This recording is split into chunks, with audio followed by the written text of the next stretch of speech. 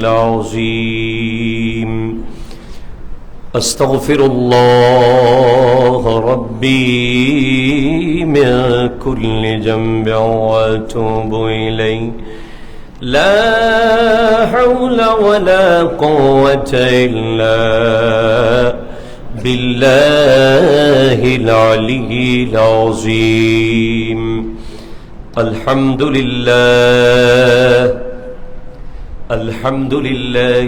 الذي هدانا إلى صراط المستقيم والصلاة والسلام على من كان نبيا وآدم بين الماء والتين وعلى آله وأصحابه أجمعين أما بعد فقد قال الله تبارك وتعالى عز وجل في شان حبيبه مخبرا وآمرا إن الله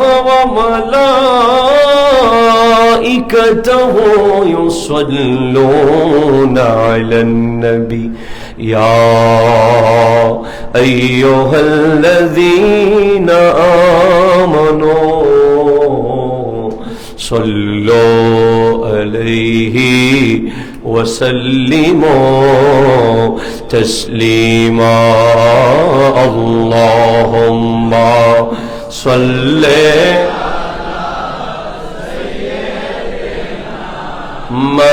مولانا محمد وعلى آل سيدنا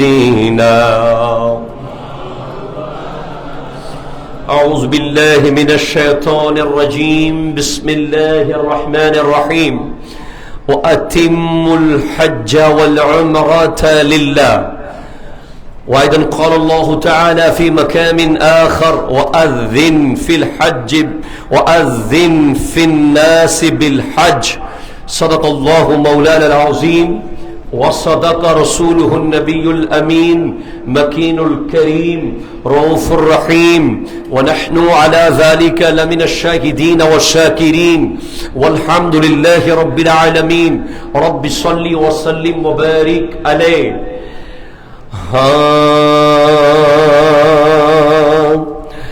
درے اقدس پہ حال دل سنانا یاد آتا ہے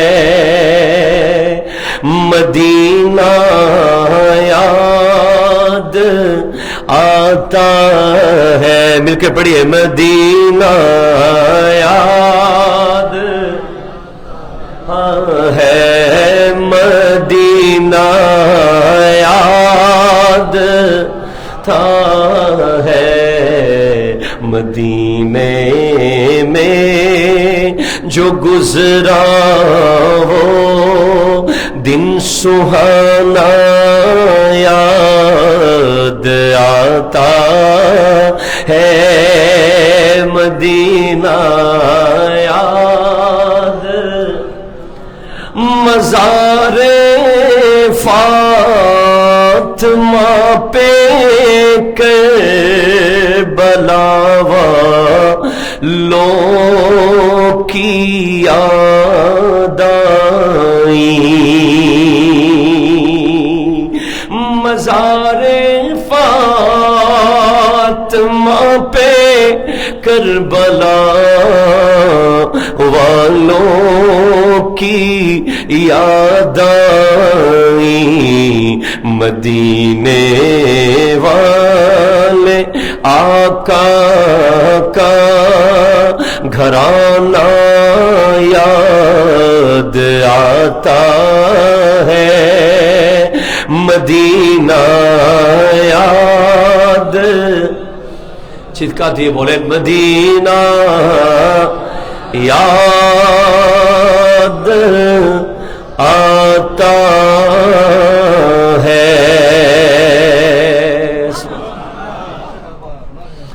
ঐতিহ্যবাহী তাহেরিয়া জামে মসজিদের সম্মানিত মুসল্লিয়ান কিরাম, মুরব্বিয়ান ইজাম, পর্দার আড়ালের মুস্তুরাত খাওয়াতিন, মা ও বোনেরা, সালাম গ্রহণ করুন। আসসালামু আলাইকুম ওয়া রাহমাতুল্লাহি ওয়া বারাকাতুহু। রব্বুল আলামিনের আলিশান পাক দরবারে লক্ষ কোটি শুকরিয়া আদা করছি যে আল্লাহ তাআলা বড় দয়া আর মায়া করে আমাদেরকে পবিত্র এই জুমার নামাজে উপস্থিত হয়ে জুমার পবিত্র বয়ান তাকরীর শোনার তৌফিক দান করেছেন। একবার সকলে চিৎকার দিয়ে বলি আলহামদুলিল্লাহ। আজ যে গুরুত্বপূর্ণ বিষয় নিয়ে কথা বলার জন্য মনস্থ করেছি সেটা হলো হজ এর ফজিলত, হজ এর গুরুত্ব।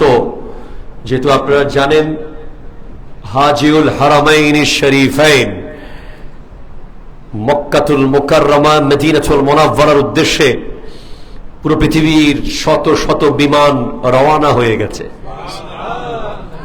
এই হজের মূল্য কি, এই হজের গুরুত্ব কি, আমরা যদিও যেতে পারিনি, তবে আমরা এখানে বসে এই বিষয়ে আলোচনা করে আমরাও চাইলে সেই সওয়াবের ভাগী হতে পারি। আল্লাহ তাআলা তৌফিক দান করুক, আমিন। এই হজের যদি আমরা আদ্যপান্থ খুঁজতে যাই, রব্বুল আলামিন পবিত্র কোরআনুল কারীম ইরশাদ করতে লাগলেন 2 নম্বর পারার 8 নম্বর রুকুতে এই আয়াত আছে। রব্বুল আলামিন ইরশাদ করতেছেন ওয়া আতিমুল হজ্জা ওয়াল উমরাতা লিল্লাহ, তোমরা আল্লাহর জন্য হজ এবং উমরা করো। তার মানে স্পেসিফাই করে দেওয়া হয়েছে, it is the programme only for Allah. এই কাজটা টোটাল একমাত্র আল্লাহর সন্তুষ্টি ছাড়া অন্য কোনো কিছুর সুযোগ এখানে নাই। স্পষ্ট, ওয়াতিমুল হজ্জা ওয়াল উমরাতা লিল্লাহ, তোমরা হজ এবং উমরাকে পরিপূর্ণ করো আল্লাহর জন্য। হযরত ইব্রাহিম আলাইহিস সালাম যখন ইসমাইল জবিহুল্লাহ আলাইহিস সালামকে নিয়ে কাবাঘর বানিয়ে ফেললেন, একটু জোরে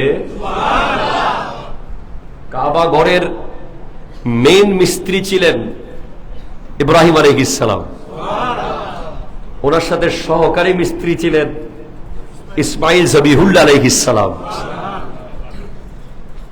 যেই ঘরে ইটের গাঁথুনি দিয়েছেন খুদ আল্লাহর খলিল।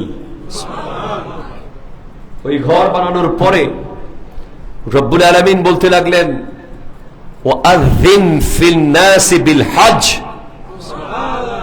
ইব্রাহিম তুমি মানুষকে হজের জন্য আহ্বান করো।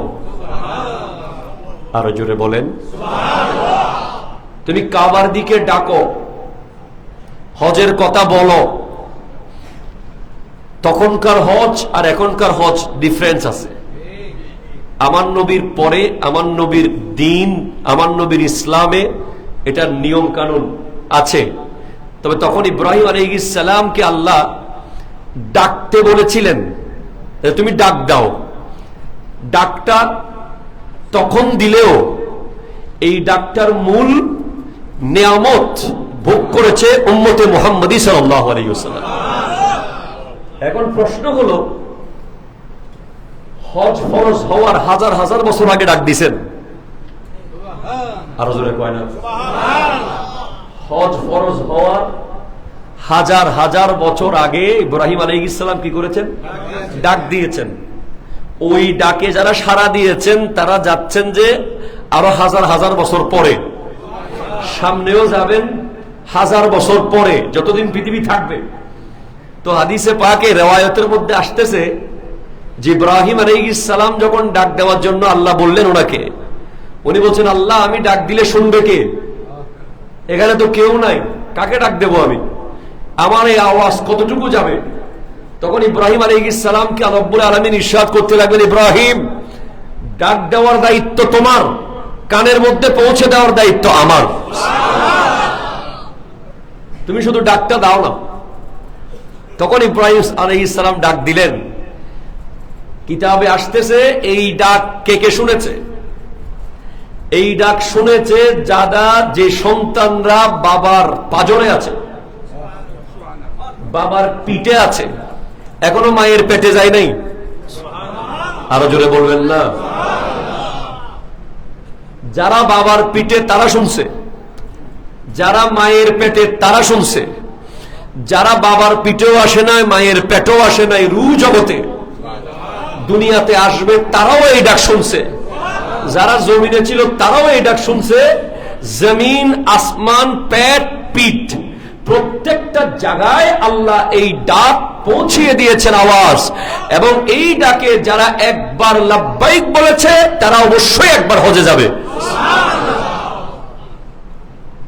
যারা দুইবার বলেছে তারা দুইবার যাবে, যারা তিনবার বলেছে তারা তিনবার যাবে, যারা চারবার বলেছে তারা চারবার যাবে।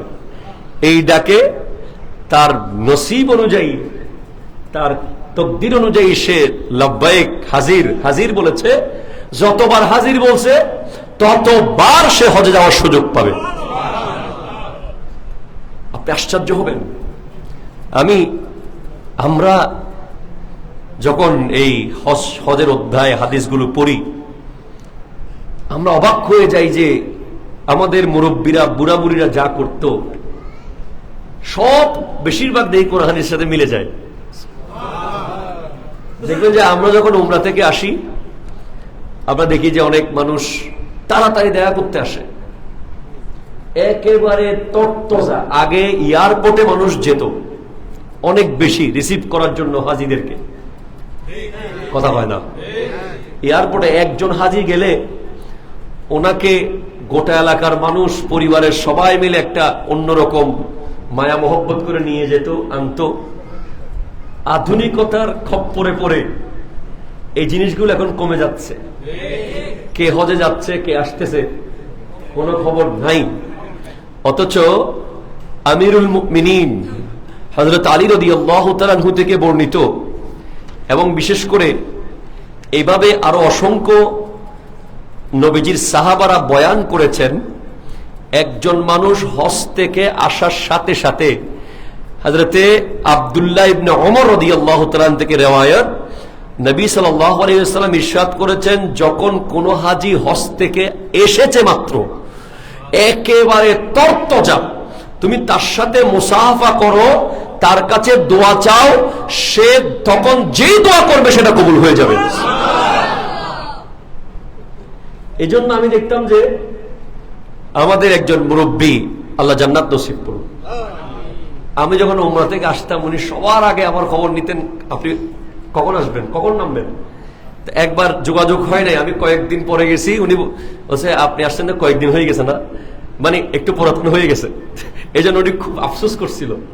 তো তখন বুঝলাম যে ওনার আফসোসটা এই জন্য ছিল যে উনি যদি সাথে সাথে এসে দোয়া নিতে পারতেন, উনি আর একটু শান্তি পেতেন। হাদিসে সেটাই আছে। শুধু তাই না, আপনি আশ্চর্য হবেন, যারা হজ কে লিয়ে নিকলা और मर गया, আল্লাহ আকবার, আল্লাহ আকবার, আল্লাহ বলে, যে ব্যক্তি হজের জন্য বের হয়েছে সে মধ্যপথে যদি মারা যায়, এই হাদিস আবুল আয়ালা এরপরে বাহারে শরিয়াত আরো অসংখ্য কিতাবের মধ্যে এসে, মুসান্নিফে আবুল আয়ালার মধ্যে এসেছে, মুসনাদে আবুল আয়ালা আরো বহু জায়গায় এসেছে, কেউ হজ করতে বের হয়েছে, প্রতিমধ্যে সে মারা গেছে, কিয়ামত পর্যন্ত প্রতিদিন হজ করার সওয়াব পাবেন। একটু জোরে বলবেন না সুবহানাল্লাহ। হজ করতে বের হয়েছে, প্রতিমধ্যে কি হয়েছে, মারা গেছে, এবং উমরা করতে বের হয়েছে, রাস্তায় মারা গিয়েছে, কিয়ামত পর্যন্ত প্রতিদিন উমরা করার সওয়াব পাবেন। আরেক হাদিস এসেছে যে কোন হাজী, আল্লাহু আকবার, হজ করতে গেছে, হজ করতে গিয়ে মারা গেছে। হাদিসে আসতেছে কিয়ামতের মাঠে তার কোনো হিসাব নাই, সোজা জান্নাত, সোজা জান্নাত। এখন দেখেন, যখন হজের আয়াত নাজিল হলো, সাহাবায়ে কেরাম আমার নবীকে জিজ্ঞেস করতেছেন, ইয়া রাসূলুল্লাহ, এটা কি প্রত্যেক বছর? এটা কি প্রত্যেক বছর? আমার নবী চুপ। আবার বলে, ইয়া রাসূলুল্লাহ, প্রত্যেক বছর? চুপ। আবার বলে, ইয়া রাসূলুল্লাহ, প্রত্যেক বছর? নবীজি চুপ, কোনো কথা বলেন। পরে লাস্টে নবী সাল্লাল্লাহু আলাইহি ওয়াসাল্লাম ইরশাদ করতে লাগলেন, লাউ কুলতু নাম লাউ ওয়াজাবাত। এ আমার সাহাবারা, আমি যদি হ্যাঁ বলে দিতাম তাহলে প্রত্যেক বছর তোমাদের উপরে হজ ফরজ হয়ে যেত। কিন্তু আমি চাই না যে আমার উম্মত কষ্ট পাক। প্রত্যেক বছর হজ করা কষ্টকর হতো, এজন্য আমার নবী নাম বলেন নাই, চুপ ছিলেন। এখান থেকে আপনারা বুঝেন যে আল্লাহ তাআলা রাসূল সাল্লাল্লাহু আলাইহি ওয়াসাল্লামকে কি পরিমাণ মর্যাদা দিয়েছেন, যে আমার নবী হ্যাঁ বললে হ্যাঁ হয়ে যেত। আরো জোরে বলেন না সুবহানাল্লাহ। একেবারে সহিহ মুসলিমের riwayat, লাউ কুলতু নাম, লাউ মানে যদি, কুলতু মানে আমি বলতাম, নাম হ্যাঁ, লাউ ওয়াজাবাত, ওয়াজিব হয়ে যেত, ফরজ হয়ে যেত প্রতি বছর। কিন্তু আমি তোমাদের জন্য হ্যাঁ বলি নাই। আমার নবী উম্মতের জন্য চেষ্টা করেছেন, চিন্তা করেছেন, 1450 বছর আগে ভেবেছেন যে আমার উম্মত প্রতি বছর কেমনে হজে যাবে। এজন্য আমার নবী চুপ ছিলেন। পরে বলছেন, না, বছরে যেতে হবে না, জীবনে একবার গেলে হয়ে যাবে। এবার আপনি বুঝেন, অনেকে আমাদেরকে প্রশ্ন করে যে নবী ডাইরেক্ট আল্লাহর কাছে চান, সব আল্লাহ দেব। হ্যাঁ, আল্লাহ তো দিবে, অবশ্যই আল্লাহ দিবে। কিন্তু আল্লাহর কাছে যাওয়ার আগে মাঝখানে কিছু ওয়াসিলা আছে, রোডের মাঝখানে কিছু ব্রিজ আছে। ব্রিজগুলো পার না হলে আপনি রাস্তা পাবেন না। সেই ব্রিজগুলো হচ্ছে আল্লাহর ওলি। একেবারে বড়, সবচেয়ে বিশাল বড়, যেটার কোনো সীমা নাই, এরকম ব্রিজ হচ্ছে আল্লাহর নবী। ব্রিজ পার হলে যেভাবে এই পার থেকে ওই পারে যাওয়া যায়, আল্লাহ এবং বান্দার মাঝখানে যে একটা আজিমুশ শান ব্রিজ আছে, সেটার নাম হলো মুহাম্মদুর রাসূলুল্লাহ সাল্লাল্লাহু আলাইহি ওয়াসাল্লাম। আর নবী আর উম্মতের মাঝখানে আরো অনেকগুলো ব্রিজ আছে, সেগুলো হচ্ছে ওলি আল্লাহ, আল্লাহর ওলিরা। এভাবে আপনি যখন নিয়ম শৃঙ্খলা মেনটেন করে প্রটোকল নিয়ে যাবেন, আপনি গন্তব্যে পৌঁছতে পারবেন। দেখেন, আল্লাহ নবী বলছেন, আমি যদি হ্যাঁ বলি হ্যাঁ হয়ে যেত। এই ক্ষমতা দিয়েছেন কে? আরো জোরে বলেন, কে? কে? এজন্য আলা হযরত ইমাম আহমদ রেজা খান ফাজিল বেরলভী রহমতুল্লাহ আলাইহি ইরশাদ করতেন, ও জোবা, বলছেন, ও জোবা জিসকো সব কুন কি কুঞ্জি কহি, উসকি নাফিজ হুকুমত পে লাখো সালাম। বলছে, ওই জবান, ওই মুখ, ওই আওয়াজ, যেটাকে আল্লাহ সমস্ত কুনের চাবি বানিয়ে দিয়েছে। কি বানিয়ে দিয়েছে? চাবি বানিয়ে দিয়েছে, সমস্ত কুন। তো আমার দয়াল নবী সেদিন কুন বললে ফায়াকুন হতো, এই ক্ষমতা দিয়েছেন কে? আরো জোরে বলেন, কে? আল্লাহর দেওয়া ক্ষমতায়। কার দেওয়া ক্ষমতায়? আল্লাহর দেওয়া ক্ষমতায়। এবার আসেন, হজ। जिस हज करने वाला ऐसा पाक हो जाता है जैसे हज ही आज ही मां के पेट से पैदा हुआ। যে হজ করবে সে এমন ভাবে পাক হয়ে যাবে, হাদিস শরীফ হযরতে আবু হুরায়রা রাদিয়াল্লাহু তাআলা আনহুর riwayat, রাসূল সাল্লাল্লাহু আলাইহি ওয়াসাল্লাম ইরশাদ করতে লাগলেন, যে ব্যক্তি হজ করলো, হজ করে আসার পরে সে এমন ভাবে পবিত্র হয়ে যাবে যেন সে এই মাত্র তার মায়ের পেট থেকে বের হয়েছে। সুবহানাল্লাহ। একটু জোরে বলেন। সুবহানাল্লাহ। আমাদের দেশে একটা বিশাল বড় সমস্যা আছে, সেটা হলো সম্পদ আছে, তৌফিক আছে, সব আছে, হজে যাবে না। কেন যাবে না? মেয়েটাকে একটু বিয়ে দিই। কথা বলেন। ঘরের সারটা একটু দিয়া দিই। কথা কয় না? ছেলেটা একটু বিদেশ পাঠাই, ওই কন্টেনারে মালগুলো আসতেছে, একটু এগুলো নামাই। এইভাবে করে বহু অজুহাতের কারণে আমাদের দেশের বহু মানুষ আমাদের চেনা জানার মধ্যে আছে, কোটি কোটি টাকার মালিক, বছরে প্রতি বছর হজে যেতে পারত, কিন্তু জীবনে একবার উমরাও করতে পারে নাই। এরকম আছে না? কথা বলে না? টাকা আছে, সম্পদ আছে, সব আছে, এরপরেও যেতে পারলো না, শেষ পর্যন্ত হজে যায় নাই, কবরে গেছে। ঠিক কিনা বলেন? কি কারণে যায় নাই? বিল্ডিং একটা হয়েছে, আচ্ছা এটা কাজ শেষ করে আমি চলে গেলে এই ঘরের কাজটা করবো কে, এই কষ্ট করবো কে, আমার মেয়ের বিয়ে দিব কে, আমার ফলারা দেখবো কে, এই করতে করতে হায়াত শেষ। খবরদার, রাসূল সাল্লাল্লাহু আলাইহি ওয়াসাল্লাম ইরশাদ করেছেন, যার কাছে তৌফিক আছে কিন্তু হজ করে নাই, সে ইহুদি হয়ে মারা গেল না নাসারা হয়ে মারা গেল, এই দায়িত্ব আমি নেব না। সে হয়তো ইহুদি হয়ে মারা যাবে অথবা নাসারা হয়ে মারা যাবে। সুতরাং সাবধান, যাদের হজ করার তৌফিক আছে তারা আজকের ভিতরে এই বছরই নিয়ত করেন আল্লাহ যেন আগামী বছর নিয়ে যায় ইনশাআল্লাহ। এবার আসেন, হজ্জে মকবুল কা সওয়াব জান্নাত হ্যায়। মকবুল হজ এত সহজ না। মকবুল হজ অনেক কঠিন, হজ অনেক সহজ। বর্তমানে আপনি ঢাকা এয়ারপোর্ট থেকে উঠলে আপনার 6 ঘন্টা জেদ্দা নামাই দিব, সেখান থেকে সুন্দর করে যাইয়া এখন মিনাতেও এসি, মুজদালিফাতেও এসি, সব জায়গায় হাজিদের কামরাগুলো এসির মতো। এখানে অনেকে 5 স্টার হোটেলে গিয়ে থাকে। হজ এখন তেমন কঠিন না, কিন্তু হজ কবুল করানো কঠিন। তার মধ্যে অনেক গুরুত্বপূর্ণ 1 নম্বর হচ্ছে হালাল রুজি। ঠিক কিনা জোরে বলেন না? হালাল ইনকাম। হজ করতে যেতে হবে কি ইনকাম দিয়ে? হালাল ইনকাম দিয়ে। সেজন্য হালাল ইনকাম শর্ত 1 নম্বর গুরুত্বপূর্ণ। অনেক বড় বড় ইন্টারন্যাশনাল সুদখোর আছে, ঘুষখোর আছে, যারা হজে গিয়ে উমরায় গিয়ে পড়ে আছে। ঠিক কিনা কথা বলেন না?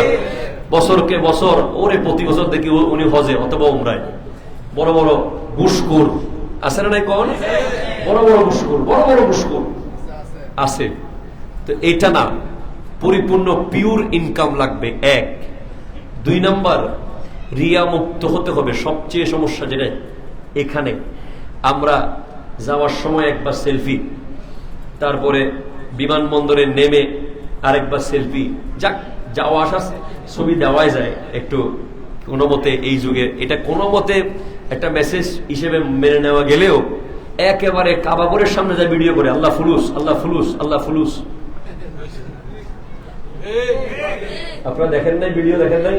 কাবাগরে চুমু দিচ্ছে, ওখানে দুনিয়ার আর কোন দোয়া না কইরা একটাই দোয়া করতেছে, আল্লাহ ফুলুস, আল্লাহ ফুলুস, আল্লাহ ফুলুস, আল্লাহ ফুলুস। ফুলুস মানে টাকা, আল্লাহ টাকা দাও, আল্লাহ টাকা দাও, আল্লাহ টাকা দাও, আল্লাহ টাকা দাও।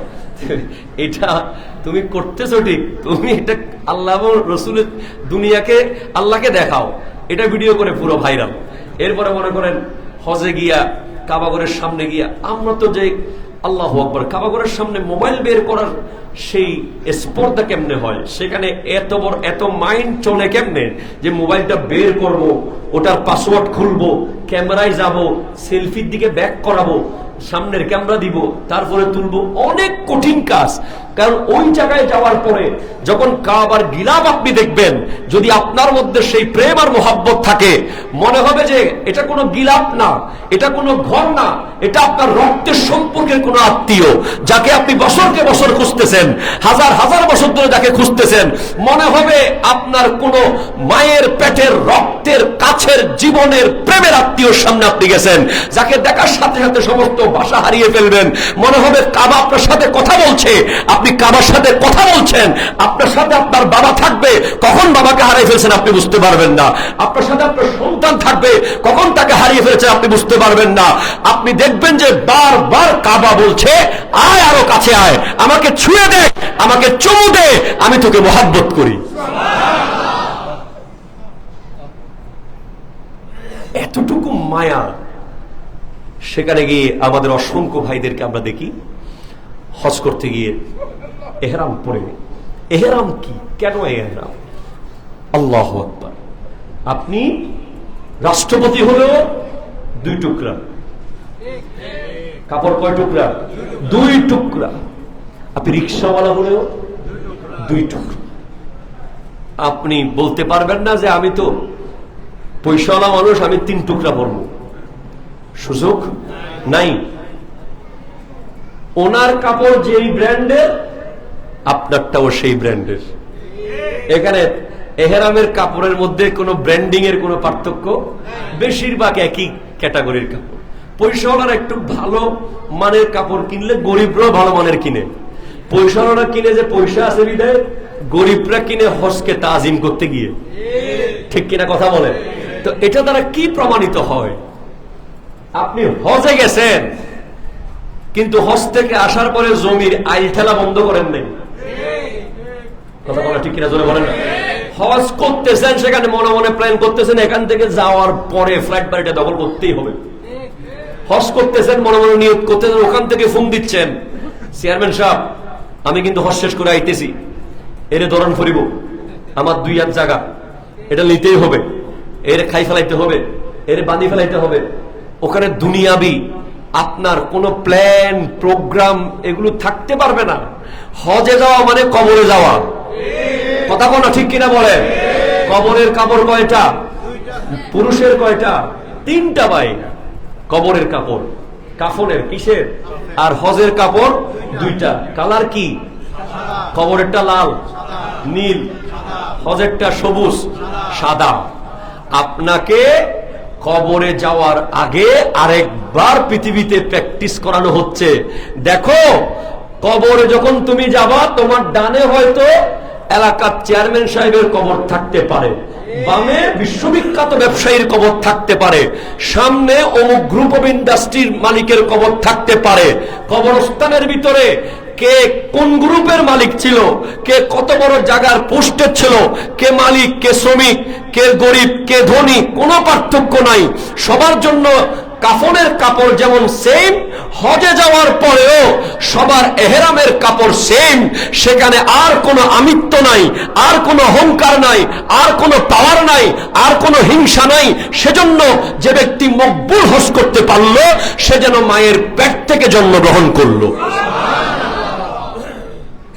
কিন্তু সেই দাবি কি এখন আছে? আছে ভাই? নাই। অবাক হয়ে যাই, হজে যাওয়ার আগে গালি কম দিত, আইসা এখন গালি দেয় বেশি। আরো এরকম লোক সমাজে আছে না নাই? হজে যাওয়ার আগে এত ফেতনা দেখি নাই, হজ করে আসার পরে দেখতেছি আমি হাজি। কথা বল না, আমি কি হাজি? বেটা পোস্টারের নাম কি দিছস? আলহাজ কই? আছে না নাই? আলহাজ কই? নামের আগে আলহাজ দেশ নাই, প্রোগ্রামে যাবো না, এরকম লোক সমাজে তো নাই। একজন নাকি বলছিল এভাবে তার খাদেম রে, মাঝের বাদ যে হজে গেছিলাম, মাঝের বাদ ওইটা যায় নামাজ আনছিলাম, ওইটা একটু লই আই। তখন সবাই বুঝে গেছে উনি 3 বার হজে গেছে, আগে একবার পরে একবার। ওই আমাদের অনেক তাহাজ্জুদ গুজার বান্দারা আছে, এই জেনজি যুবক ভাইয়ের আর কি, অনেকে রাত্রেবেলা আমরা মাঝে মধ্যে সারা রাত তো জায়গা থাকি, প্রায় মাহফিলে স্ট্যাটাস দেখতে হয়, গভীর রাতে উজু করার মজাই আলাদা। তো গভীর রাতে উজু করার মজা আলাদা মানে তাহাজ্জুদ পড়তেছি আমি, আপনারা দেখেন। কথা বলা ঠিক কিনা জোরে বলেন? রিয়া। হজের সবচেয়ে বড় ফ্যাক্ট হচ্ছে 2টা জিনিস, একটা হালাল রুজি আর একটা রিয়া। রিয়া মুক্ত থাকা খুব কঠিন। মানে আপনার মন চাইবে যে এখানে একটা ছবি দিয়ে দিয়ে আমি এখন এখানে, আমি এখন হ্যাঁ হ্যাঁ, আপনাকে একটা জিনিস বলতে পারি যে আপনি ইসলামের নিদর্শনগুলো আপনি দুনিয়াকে দেখাতে চাচ্ছেন যে এটা হচ্ছে আল্লাহর নবী এই জায়গায় নামাজ পড়েছিলেন, এই জায়গায় নবীজি এসেছিলেন, এটা মিনা, এখানে ইব্রাহিম আলাইহিস সালাম কোরবানি দিয়েছিলেন, এখানে ইসমাইল আলাইহিস সালাম এটা করেছিলেন। এই ধরনের বিষয়গুলো আপনি দেখাতে পারেন, নিয়ত যদি থাকে দুনিয়ার মানুষকে আল্লাহ নিদর্শন দেখানো। কিন্তু আমি হজে গেছি এটা দেখতে হবে, এই ধরনের নিয়ত যদি থাকে তাহলে হজের অবস্থা খুব খারাপ হয়ে যাবে। আমি আপনাদেরকে কোন এক ওয়াজে হয়তো বলেছিলাম যে প্রতিবেশীর জন্য বাজার করে দেওয়ার কারণে হজে না গিয়েও আল্লাহ হজের সওয়াব দিছে। এক মুসিকে অসংখ্য হাজি দেখবেন হজে যাচ্ছে ঠিক, বিমানে উঠতেছে ঠিক, কিন্তু তার পাশের বাসার প্রতিবেশীর সাথে বছরকে বছর তার কোনো দেখা সাক্ষাৎ নাই। তার পাশের ফ্ল্যাটে গিয়ে জিন থাকে না মানুষ থাকে, কত কান্নাকাটির আওয়াজ শুনছে, কোনোদিন একটু মাথা তুলে দেখে নাই যে আমার প্রতিবেশীর কি হলো, কাঁদে কেন, ওদের ঘরে কি রান্না বান্না হয় নাই নাকি, কেউ অসুস্থ নাকি, দেখাটাকে গুরুত্বপূর্ণ মনে করে নাই। সারা জীবন নিজে নিজেই খাইছে, নিজে নিজেই বড় হয়েছে, নিজে নিজেই সব করছে, এখন দেখবেন যাচ্ছে কোথায়, হজে। তো এই কি হজ হবে এগুলো? যার কাছে, যার প্রতিবেশী যার উপর নারাজ, আশেপাশের ঘরের মানুষের সাথে যার ভালো সম্পর্ক নাই, যে তার প্রতিবেশীর খবর রাখে না, সে কি হজ করে? যে তার কামলাদের, গরিবদের বেতন ঠিক মতো দেয় না, যে সমস্ত গার্মেন্টসের মালিকরা তাদের গার্মেন্টসের কর্মীদের বেতন ঠিক মতো দেয় না, যে সমস্ত ঘরের মালিকরা, বাড়ির মালিকরা দারোয়ানের বেতন ঠিক মতো দেয় না, যে সমস্ত গাড়ির মালিকরা ড্রাইভারের বেতন ঠিক মতো দেয় না, যে সমস্ত মানুষরা গরিব দুঃখীকে কোরবানের সময় এক টুকরো গোশত দেওয়ার ভয়ে গেট বন্ধ করে দেয়, কথা বলেন ঠিক কিনা বলেন? এরা হজ করতে গেলে কি হবে? এজন্য হজ্জে মকবুল, কি ভুল, মকবুল হজ করতে হবে। হজে যাওয়ার আগে আপনাকে ইসলামী যত আইন কানুন আছে এগুলো আপনাকে মেনে নিতে হবে, মেনটেইন করতে হবে, যার যার হক আদায় করতে হবে, আত্মীয় স্বজনের হক আদায় করতে হবে, মসজিদ মাদ্রাসার হক আদায় করতে হবে, তারপর আল্লাহ তাআলা হজ কবুল করবে, ঠিক কিনা জোরে বলেন? এত সহজে হবে না। আল্লাহ চায়, আল্লাহ তাআলা আমাদেরকে সকলকে হজ্জে মকবুল দান করুক, জোরে বলেন আমিন। এবার আসেন, হজ এবং উমরা যারা করে তারা কিয়ামতের মাঠে কি নিয়ামত পাবে, জোরে বলেন সুবহানাল্লাহ, আল্লাহু আকবার, আল্লাহু আকবার। হাদিসে পাকে আছে যে একজন মকবুল হজকারী, তাকে আল্লাহ তাআলা হাসরের মাঠে মোট 400 জন গুনাহগারের, জাহান্নামীকে শাফাত করার সুযোগ দেবে। আরো জোরে বলেন কয়শো জন? 400 নিশ্চিত জাহান্নামীকে উনি জান্নাতে নিয়ে যাওয়ার এই সুযোগ ওনাকে দেওয়া হবে। এবার আমি ভাবতেছিলাম, ইমামে হাসান ও হোসেন রাদিয়াল্লাহু তাআলার জীবনী পড়েছি, ওনারা দুই ভাই 25 বার করে পায়ে হজ করেছেন, পায়ে হেঁটে। কয়বার? 25 বার। এটা এক। আবার ইমাম মালিক রাহমাতুল্লাহ আলাইহি, যিনি মাযহাবের ইমাম, উনি হজ করেছেন জীবনে একবার। দুইটা দুই ব্যাখ্যা। ইমাম হাসান ও হোসেন রাদিয়াল্লাহু তাআলা 25 বার করে হজ করেছেন, হয়তো এতটুকু শক্তি, এনার্জি খরচ করেছেন 25 বার। এমনিতে উনি নওয়াসায়ে রাসূল হিসেবে কিয়ামতের মাঠে ওনারা তো জান্নাতের যুবকদের সর্দার থাকবে। ইন্নাল হাসান ওয়াল হোসেন সাইয়্যিদা শাবাবি আহলিল জান্নাহ, দুজনে জান্নাতি যুবকদের সর্দার। এরপরে 25 বার করে হজ করছে। এক একবার হজের জন্য কতজন উম্মতকে যে উনি জান্নাতে নিয়ে যাবে। আর ইমাম মালিক রাহমাতুল্লাহ আলাইহি করেছেন একবার, বাড়ি মদিনায়, হজ করছেন একবার। ওনাকে জিজ্ঞেস করা হলো, আপনি কেন শুধু একবার হজ করলেন? উনি বলতেছেন, আমার স্বপ্ন, আমার ইচ্ছা হচ্ছে আমি নবীজির রওজার পাশে মারা যাব, আমার ইন্তেকাল যেন নবীজির রওজার পাশে হয়ে যায়। উনি এমন আশিক ছিলেন, উনি মদিনার গলিতে যখন হাঁটতেন দেওয়ালকে চুমু দিতেন, উনি মদিনার গাছকে চুমু দিতেন, উনি মদিনার ধুলাবালি এভাবে নিয়ে চুমু দিতেন। তখন মানুষ বলতো, এত বড় আলেম, মালিকি মাযহাবের ইমাম, 93 হিজরিতে যার জন্ম, এত বড় মুহাদ্দিসে আজম, উনি গাছে চুমু দেয়, দেওয়ালে চুমু দেয়, বালিতে চুমু দেয়, কারণ কি? তখন উনি বলে, আরে বোকা, তোমরা বুঝো নাই, আমি দেওয়ালকে চুমু দিচ্ছি না, এই দেওয়াল আমার নবীকে দেখেছে। আরে জোরে বলবেন না? এই গাছ আমার নবীকে দেখেছে, এই বালির উপর দিয়ে আমার নবী হেঁটেছেন। আমি তো নবীজিকে দেখি নাই সরাসরি সামনাসামনি, নবীজিকে চুমু দিতে পারি নাই, তাই যেটা নবীজিকে চুমু দিয়েছে, যেই গাছ নবীজিকে দেখেছে, আমি তাকে চুমু দিচ্ছি আমার নবীর মোহাব্বতে, জোরে বলেন সুবহানাল্লাহ। তো উনি একবার হজ করেছেন। ওনার একটা প্রেমের নিদর্শন ছিল, উনি মদিনা শরীফে থাকতেন, কিন্তু মদিনা শরীফের হেরমের ভেতরে কোনোদিন উনি প্রস্রাব করে নেই। ওনার যত কঠিন প্রস্রাব পায়খানার হাজত আসতো না কেন, যত রাতেই হোক উনি ঘোড়া নিয়ে মদিনার বাইরে চলে যেতেন, সেখানে প্রস্রাব পায়খানা সেরে আবার আসতেন। মদিনার শরীফের হেরমের ভিতরে উনি কোনোদিন জোতা পায়ে দিয়ে হাঁটে নাই। ইমাম মালিক রহমতুল্লাহ আলাইহি, তো উনি একবার হজ করে দ্রুত চলে এসেছেন। বলে, আপনি তো দ্রুত কেন আসলেন? বলে, কারণ আমার জীবনে একবার হজ করাই ফরজ, আমি যদি ওখানে দেরি করে যদি আমার মৃত্যুটা মক্কায় হয়ে যায়, এই ভয়ে আমি চলে আসছি। কারণ আমি চাই যে আমার মৃত্যুটা মদিনা মুনাওয়ারাই হোক, আমার নবীর সামনে আমার ইন্তেকাল হোক। চলে বলেন সুবহানাল্লাহ। দর্শক আল্লাহুম্মা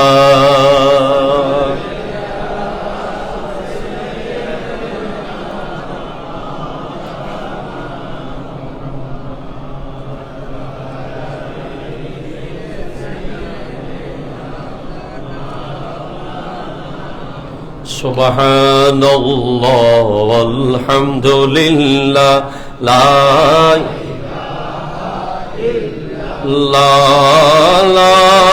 ইলাহা ইল্লাল্লাহ সুবহানাল্লাহ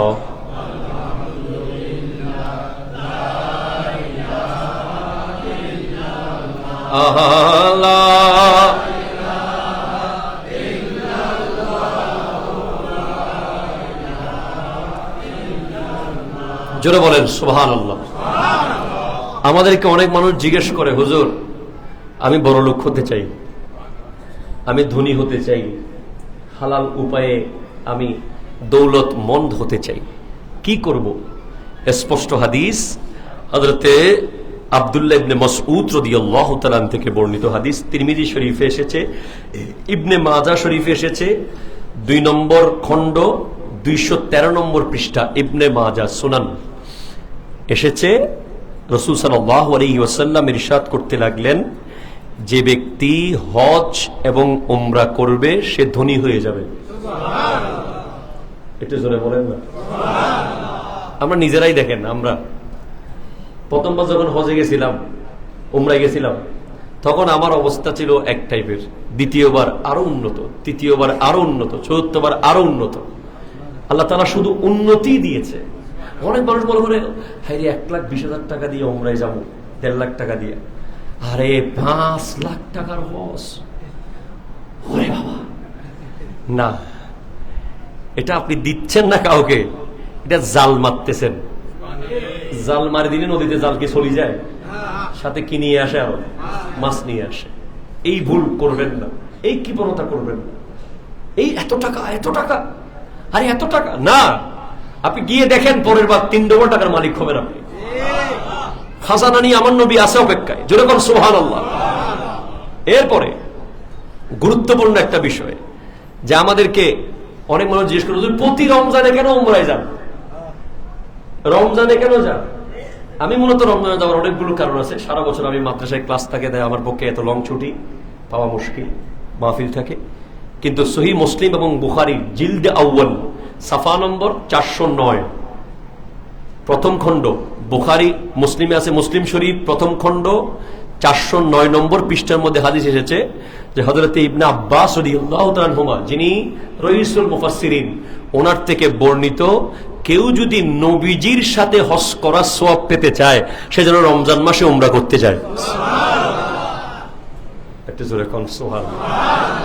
নবীজির সাথে উমরা হজ করার সওয়াব, নবীজির সাথে হজ করার সওয়াব পেতে চায়, সে যেন মাহে রমজানে উমরায় যায়।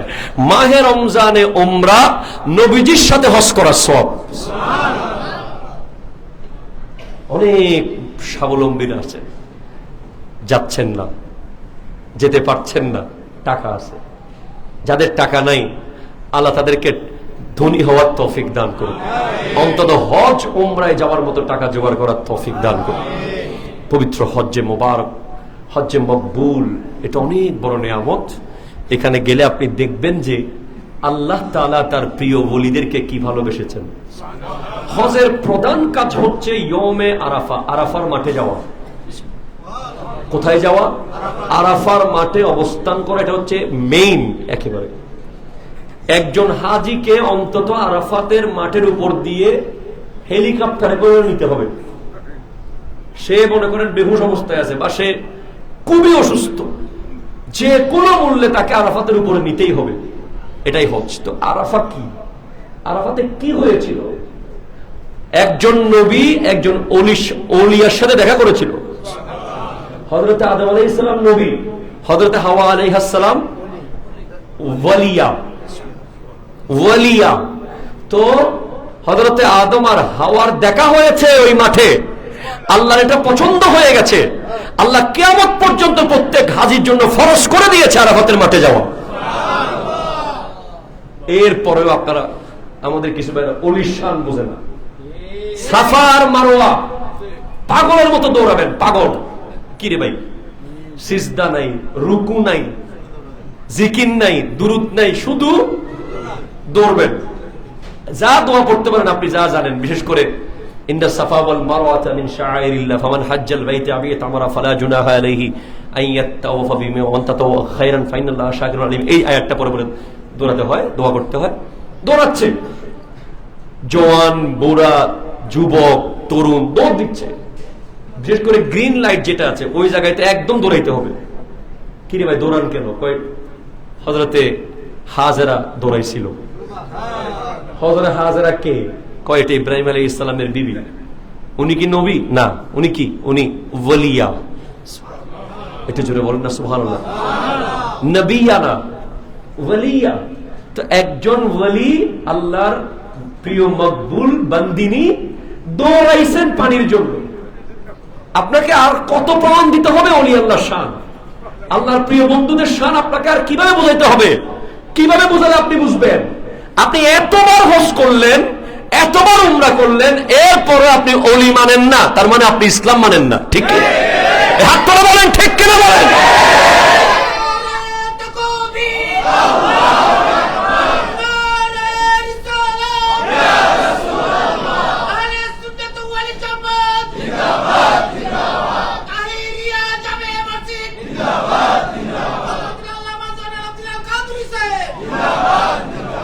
খুব দুঃখ লাগে ওখানে যায়, কয় দেখছো এখানে কোনো মাজার আছে?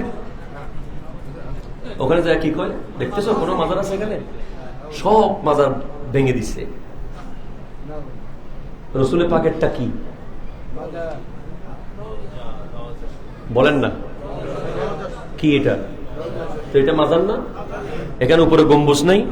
সাহস থাকলে ভাঙতে বলেন, ভাঙতে বলেন।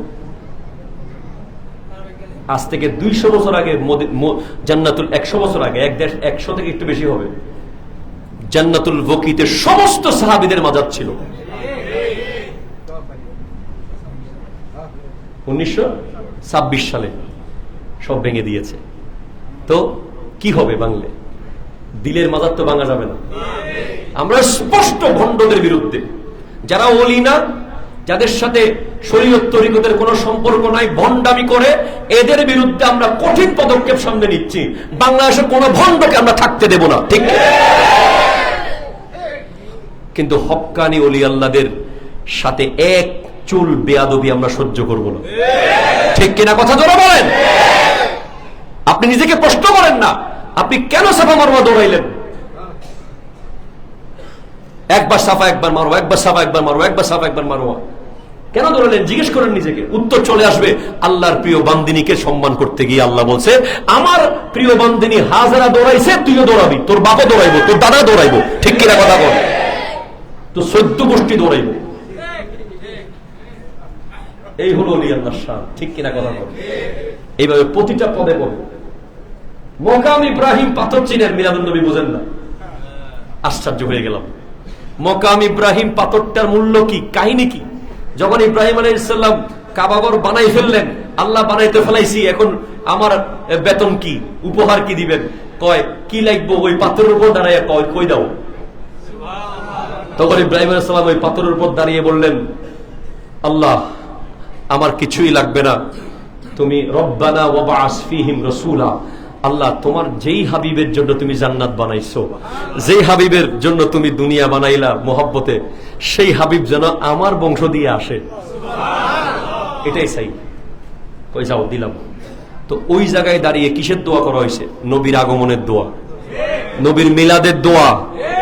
ওটারে গিয়ে আপনি চুমু দেন, মোহাব্বত করেন, ওখানে যাইয়া দোয়া করেন, ওটারে সামনে নিয়ে নামাজ পড়েন, মিলাদুন নবী মানেন না। অবাক! গোটা হজের প্রতিটা পদে পদে নবীর শান অলির শান, নবীর শান অলির শান। এখন আরেক বিয়াক করলে কি কইব? হজ তো শেষ, মদিনায় কি? কথা বলা ঠিক কিনা? কিছু ব্যাকল আছে না নাই? কয় মদিনা শরীফে দোয়া করার কোনো জায়গা নাই, মদিনা শরীফে দোয়ার কোনো স্থান নাই, মদিনায় কি? হজ তো মক্কায়। আরে বেটা, হজ হয় মক্কায়, কবুল হয় মদিনায়, ঠিক কিনা? আরো জোরে বলেন ঠিক কিনা বলেন। যেই নবী বলেছেন আমি যদি বলতাম নাম হজ প্রত্যেক বছর ফরজ হয়ে যেত, সেই নবী বলতে পারতেন যে মদিনা যাওয়া হজের ফরজের অংশ করে দিলাম। কোন বাপের বেটা সাধ্য ছিল না এটাকে বিরুদ্ধে কথা বলার। এহরাম বাঁধা ফরজ, আরাফাতের ময়দানে যাওয়া ফরজ, তাওয়াফে জিয়ারত। যদি আরেকটা ফরজ করে দিতাম মদিনায় যাওয়া, আমার নবী কইলে আমরা কোন পৃথিবীর কোন মুফতি ফতোয়া দিতে পারতো যাবো না? তখন যাওয়া হইতো বাধ্য হইয়া, এখন যাওয়া হবে প্রেমিক হইয়া। এই জন্য আমার নবী দেখলেন যে কে মোহাব্বতে যায় আর কে বাধ্য হয়ে যায়। সেজন্য মনে রাখবেন, মক্কায় 1 রাকাতে 1 লাখ, মদিনায় 1 রাকাতে 2 লাখ। দলিল আমার কাছ থেকে নেন, বসা আছি, কিতাব খুলে দেখায় দেব। আমার নবী দোয়া করেছেন আল্লাহুম্মা আনজিলিল বারাকাতা মিনাল মদিনাতে দিফাই, আল্লাহ তুমি যেই বরকত মক্কায় দিয়েছো তার ডবল বরকত মদিনাতে দাও। নবীর দোয়া কবুল হয় নাই এই কথা বলার সাহস পৃথিবীর কোন বাপের বেটার আছে? কোন মুহাদ্দিসের আছে? কোন মুফতির আছে? কোন মুফাসসিরের আছে? নাই। বিশ্বে কোন মুহাদ্দিস মুফতি জন্মগ্রহণ করে নাই যার মুখ দিয়ে বলার সাহস করবে যে নবীর দোয়া কবুল হয় নাই। তাহলে অবশ্যই নবীর দোয়া কবুল হয়েছে। নবীজি বলেছেন মক্কায় যে বরকত দিয়েছো তার ডবল বরকত মদিনাতে দাও। তাহলে মক্কায় যদি 1 লাখ হয়, মদিনায় 2 লাখ। ঠিক কিনা কথা বল? আল্লাহ পাক আমাদেরকে বোঝার তৌফিক দান করুন, প্রত্যেককে হজ্জে মকবুল দান করুক। হজ্জে মকবুল হওয়ার শর্ত আরেকটা জোড়া লাগান, একটা হলো হালাল রুজি, 2টা হলো রিয়া মুক্ত, 3টা হলো নবীর মোহাব্বত। নবীর সাথে বেয়াদবি কইরা তুমি হজ করবা, এই হজ তোমার মুখে মারা হবে। নবীর প্রেম নিয়ে হজে যাও, নবীর মোহাব্বত অন্তরে রাখো, তারপর হজ করো। এই হজ তোমাকে জান্নাতের ফেরদাউস পর্যন্ত নিয়ে যাবে। আল্লাহ বোঝার তৌফিক দান করুন। ওয়া তৌফিক ইল্লা বিল্লাহ। ওয়া আখিরু দাওয়ানা আলহামদুলিল্লাহি রাব্বিল আলামিন। ওয়া আসসালামু আলাইকুম ওয়া রাহমাতুল্লাহি ওয়া বারাকাতুহু।